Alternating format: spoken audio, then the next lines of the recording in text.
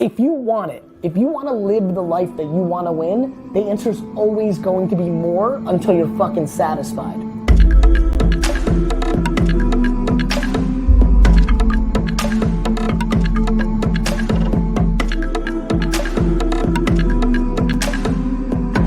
If you understand business, businesses need to evolve or they all die, no matter who they are. That I'm outrageously confident in because that's all I know.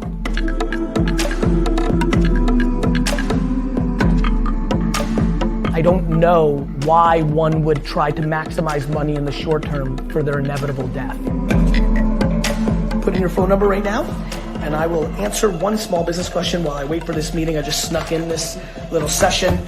Look, dude, you could do anything as long as you're producing content and communicating to the right people. Like, you could do anything. It's about creating the communications and building awareness around it. So more content. More fucking, I love that was the way, honestly, for all the people watching now on Instagram, the fact that that's the way you answered it made my heart smile. Yes, if you want it, if you want to live the life that you want to win, the answer's always going to be more until you're fucking satisfied.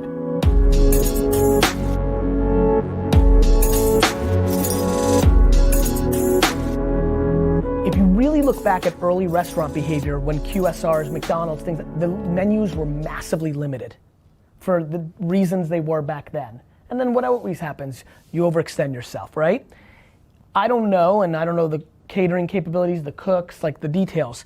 But if you told me the people that make our food, like the one that's locked in, the cook, she or he, the single best thing they do in the world is make a roast beef sandwich, I would create a restaurant that's completely predicated on the roast beef sandwich. I would make the roast beef sandwich the famous thing of your catering, because now you got it nice and tight and you're using the capabilities on both sides, right?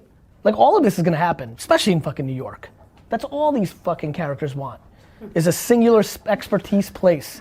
Like, if you told me right now the hottest restaurant in Manhattan was Ketchup and you go there and you eat ketchup, I'd be like, those fucking hipsters.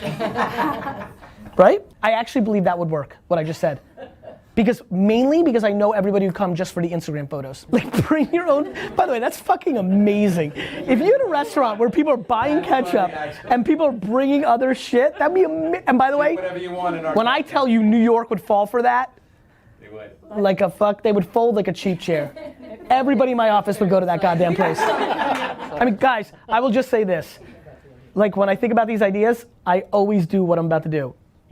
We are sitting at a table where there is bottled water. We paid multiple dollars for water in that bottle, which is literally free to ourselves right now if we go in the kitchen. I mean, I would pay anything, and I mean a lot, just because I would want to see it. I'm trying to think how much I would pay. I would pay crazy amounts of money if somebody said they actually had the footage from the first time bottled water was thought of. I'm just dying to see how she or he got laughed out of the room. Put water in a bottle and sell it. I mean, oxygen is the only one, like, that's the one that I want. I know it does. Versions of, yeah, I've seen it. I've seen it. I've seen it. But I'm talking just like you come in a room and you leave. like the way that is more experiential. There's like things going on. I'm talking like you come into my place. It's called oxygen. You walk in, you pay me $2, and then you leave. Like, no way. This is it? All right, film it. Hope you like it. Wow. This is really it? Yeah. Holy shit. It's not filtered, but other than that, it's not filtered. Yeah. Makes sense. So it's not the wine. It's pretty much the wine. I don't know.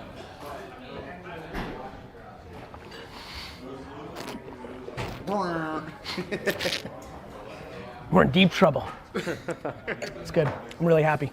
How to tune out and not care what other people think, but still be a good listener and not be stubborn? That's a great question. You know, like it's, you know, that's, you know, it's funny what came to me. Like, the answer was like practice. Mm-hmm. Yeah, that's You know, just like do it. Yeah. I don't know, listen to people, like do it. Yeah. You know, to me, it's the delta of defense and offense. Listening and not being stubborn means taking action to other people's advice for context. Mm-hmm. Defense is dwelling about people judging you. Mm-hmm. So practicing not dwelling. Yeah. Yeah. Fuck other people's opinions, bro. Yeah. Especially when they're coming from people that haven't achieved what you've achieved. Right. How to build confidence. Look, if you weren't raised in a way of confidence, you need to surround yourself with people that give you confidence. I think I was, and I've accomplished so much, and I'm doing so well, but for some reason, I know you're running out of time. Patience, and you know I talk a lot about it, and most people don't. Yeah. Lack of patience leads to terrible behavior.